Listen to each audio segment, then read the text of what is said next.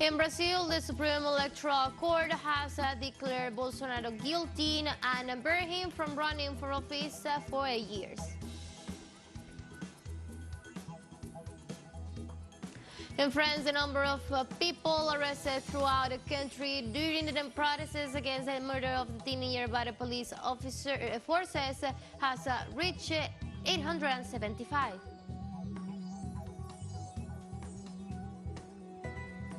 Russian Foreign Minister Lavrov said the main working lines approaching by the Kremlin regarding foreign relations.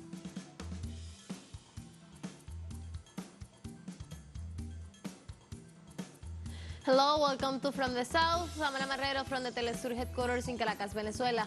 We'll begin with the news. Stay with us.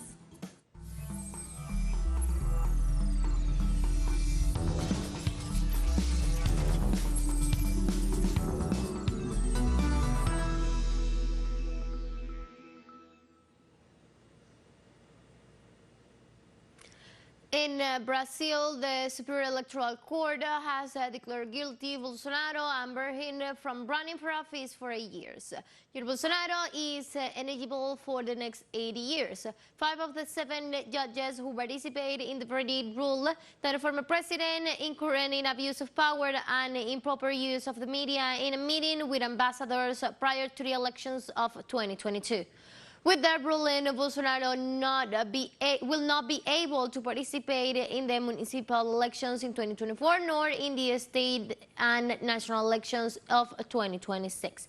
Jair Bolsonaro also has 15 open cases in court from irregularities in the last elections, where he lost to President Luis Ignacio Lula da Silva and at least 4 others in the Federal Supreme Tribunal.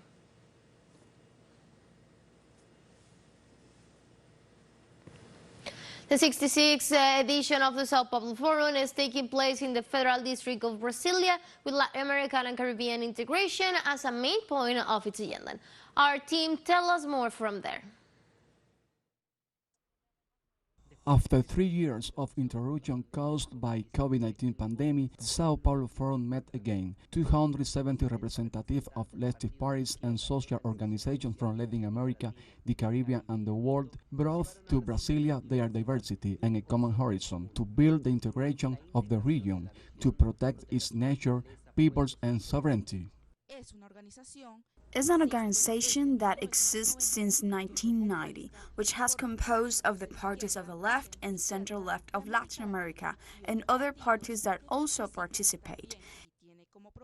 Its proposal is to discuss the democratic and popular participation of the left in the electoral and democratic processes of the countries, to unite around banners such as the fight against inequality and hunger and sustainable development. The meeting returns to Brazil with the down wind as the Workers' Party returns to power. On the opening day, Marco Aurelio Garcia, founder of the forum created in 1990 at the initiative of Lula da Silva and Comandante Fidel Castro, was honored. When we speak of the economic and political integration of Latin America, we speak above all of conscience, of a conscience that has to be formed, of a thought that has to be created. I humbly believe it is the duty of the left, said Fidel, to create consciousness of the integration of Latin America. No region in the world has as many things as we do. End of quote. The presence of President Lula served as a weapon to counter the demonization of the forum by the media controlled by the global right. It would be better off if they call us Nazis, neo-fascists, terrorists, but never communists or socialists. That does not offend us. That makes us proud. The new wave of progressive governments in the region is considered an opportunity, but also a challenge in which it is no longer enough to win an election. For the roadmap of social struggles, the forum proposed to look forward with small steps. I believe that the horizon is marked by the unity of our peoples, of our countries. For this, I say that practical steps must be taken materially to fight against the blockade imposed against Cuba, Venezuela, with the wrongly named sanctions, coercive measures against Nicaragua. But I believe that one of the essential tasks is to dismantle the Organization of American States. The Sao Paulo Forum extends until Sunday, July 2nd, where a resolution of the left will be presented for the urgencies in the region. Ignacio Lemos y Julia Nassif para On Friday, Honduran President Xiomara Castro assured her administration is advancing a security plan in all the prisons of the country after the death of 46 prisoners during the violent event on June the 20th. On Thursday, the Operation Faith and Hope, promoted by the government of Xiomara Castro, continued for the fourth consecutive day with the purpose of guaranteeing the governance of the country's prison. Honduran's armed forces, through the military police of public order, reportedly took control of the prison of El Pozo and Syria, located in the department of Santa Barbara and Francisco Morazan. According to the authorities in charge of the operation, they found different prohibited objects such as weapons, ammunition, machetes, and cell phones.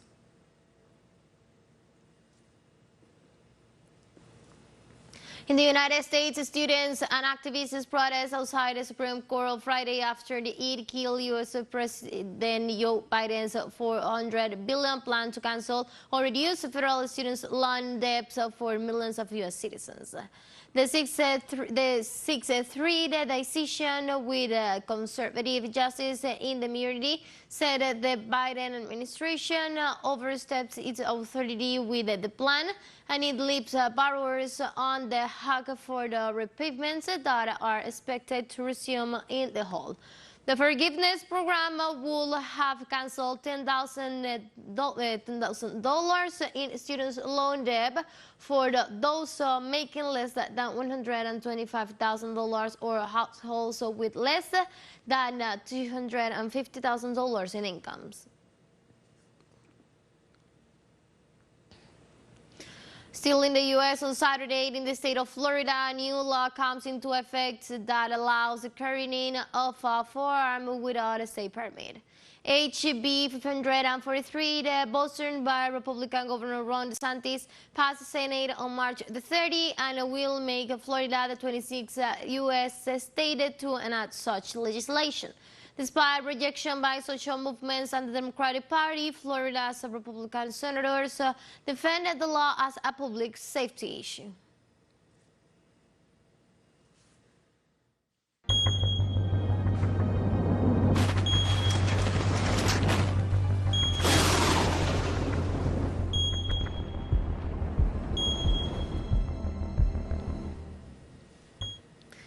President drought affect the flow of Paso Severino Dam in Uruguay.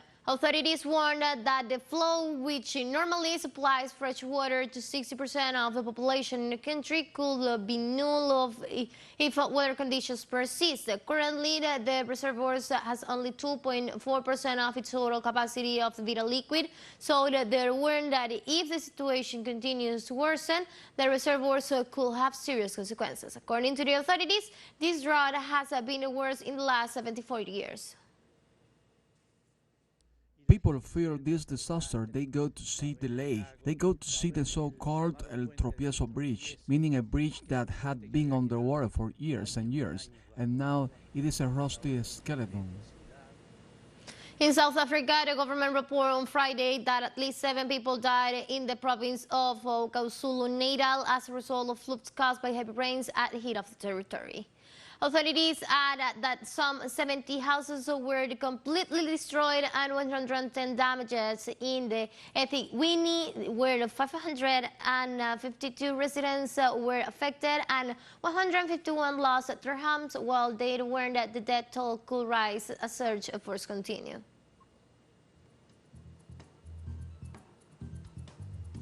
Let's take a very first break now, but remember you can now follow us on our TikTok account as teleSUR English, in which you will be able to see news in different formats and news updates and more. Stay tuned for more news.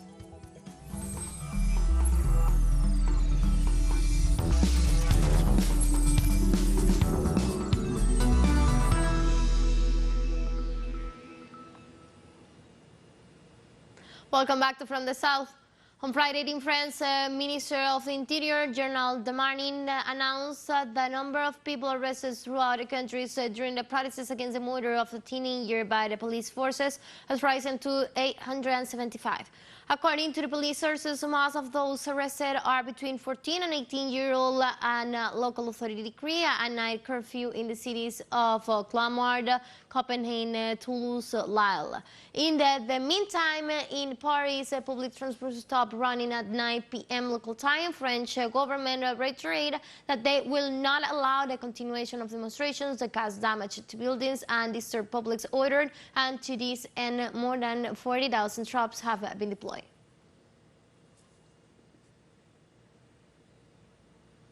In this context, on Friday, French President Emmanuel Macron canceled a press conference scheduled on the sidelines of the European Union summit in Brussels and flew back home as his country is under massive anti-police protests. Macron arrived for a crisis meeting with the Prime Minister Elizabeth Borne, the Minister of the Interior Gerald Darmanin, and Justice Minister Eric Dupond-Moretti. French Prime Minister Elizabeth Borne stated on Friday that they are pondering all options to restore order in France, and noted that they do not discard the eventual activation of a state of emergency.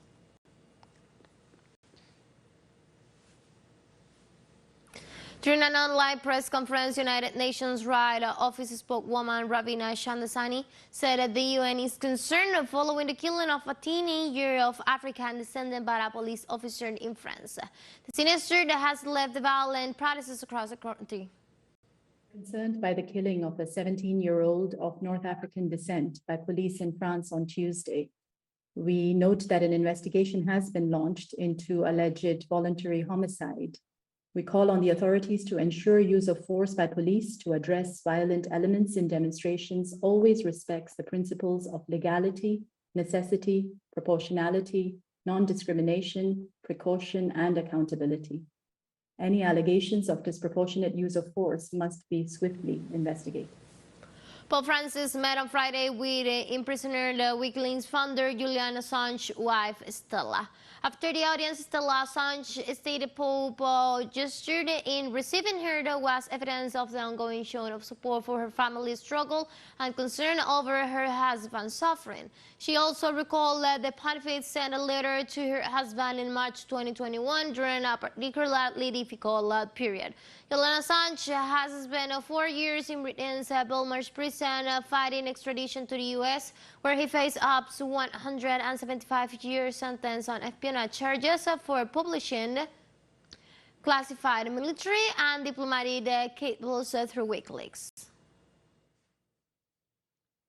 When Julian received the letter from the Pope back in March 2021, it was a very dark period for him, and it gave him great comfort. And 2 years later, I've been received here, so it's an ongoing show of support for our family's plight.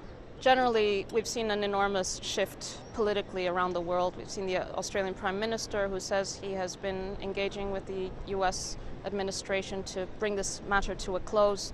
The United Nations, the Council of Europe, human rights organizations, press freedom organizations that are all in a total consensus that this case is inhumane. What is being done to my husband is inhumane, that he's suffering, that he's been in prison for over 4 years for publishing true information revealing the killing of innocents and criminality and injustice. In Switzerland on Friday, the strike paralyzed flights at Geneva airport for several hours, causing long lines at the beginning of the summer travel season. Nearly 70 flights were cancelled after staff woke off the Jobo over a pay dispute. Takeoff and landing resumed about 4 hours later. Staff guiding and plans returned to work, although unionized workers vote to keep the strike going until Saturday. Several international flights from North America and the Middle East has been delayed arriving after the initial strike ended, according to a tweet from the report on Friday. Look what's happening at the moment. Everywhere is an increasing cost for employees with rents, health premiums, inflation, obviously prices rising. We are having more and more difficulty simply getting wage indexed to the cost of living. So obviously, in such a context, attacking salary mechanism and therefore lowering them when the company is making a profit obviously provokes resistance, and staff have no other solution. The annual inflation in Germany hit 6.4% in June, according to data released by the country's Federal Statistics Office. Statistics showed the country's inflation rate in June picked up after declining for 3 consecutive months with the current inflation, which is calculated without considering energy, food, and tobacco and alcohol prices reaching 5.8%, up 0.4% from the previous month.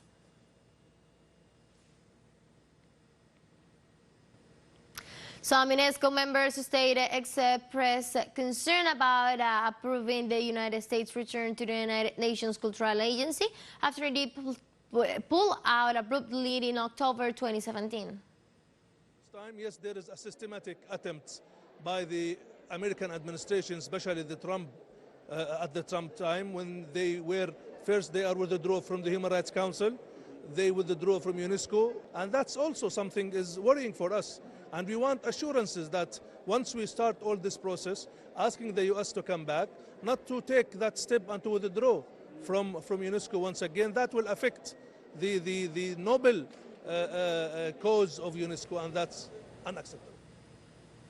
China on Friday reiterated its firm opposition to Washington supplying weapons to Taiwan after the U.S. said it planned to sell more than $400 million in ammunition and parts to the islands. China's firm opposition to U.S.-Taiwan military ties and U.S. arms sales to Taiwan is consistent and clear. The United States should abide by the One China principle and the provisions of the Three China-U.S. Joint Communique. Stop selling arms to Taiwan, stop creating new causes of military tension in the Taiwan Strait, and stop endangering peace and stability in the Taiwan Strait. We'll take our last break, but before we invite you to visit our YouTube channel at teleSUR English. There you'll be able to watch our interviews, stories, special broadcasts, and more. Hit the subscribe button and activate the notification bell to stay up to date for the world's most recent events. We'll final short break. Don't go away.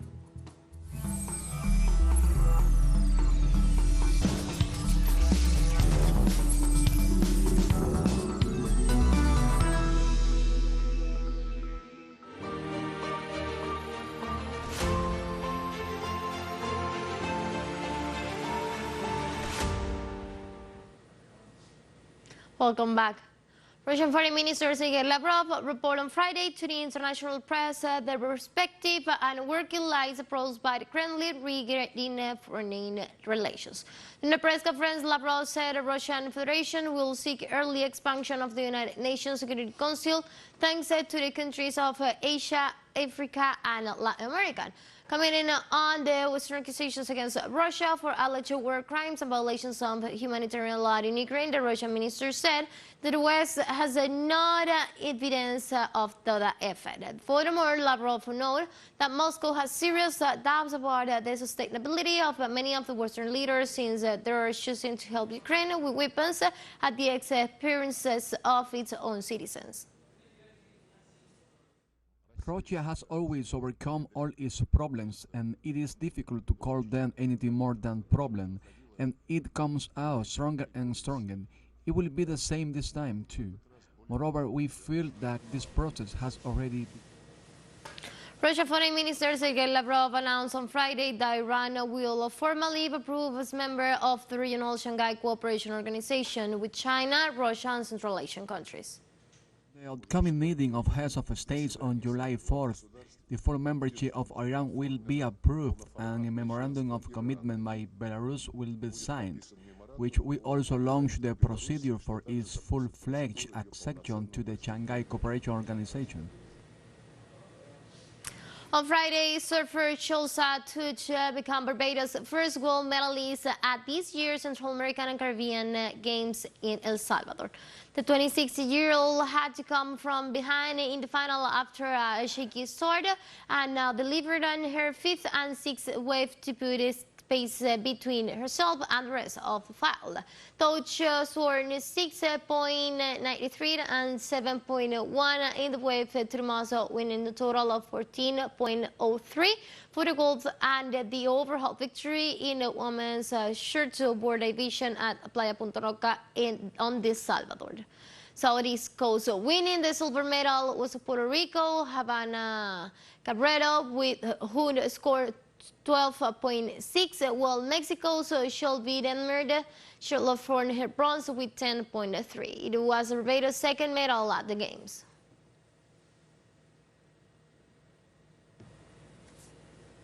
And we continue with more coverage on the Central American and Caribbean Games San Salvador 2023. On the last day of swimming, the Cuban delegation won the gold medal in the women's 4x200 meters freestyle relay. The Cuban quarter, formed by Elizabeth Gámez, Andrea Becali, Lorena González, Ana Lauren Estrada, won with a time of 8 minutes 10 seconds and 47 seconds. In the second place, just 7 seconds shy, Mexico won the silver medal, and Colombia completed with the podium with the bronze medal, 22 seconds behind first place. So far, in the medal tally, the Mexican delegation dominated games with 64 gold medals. Colombia is second with 41 golds, and Cuba secured the third spot with a total of 34 gold medals.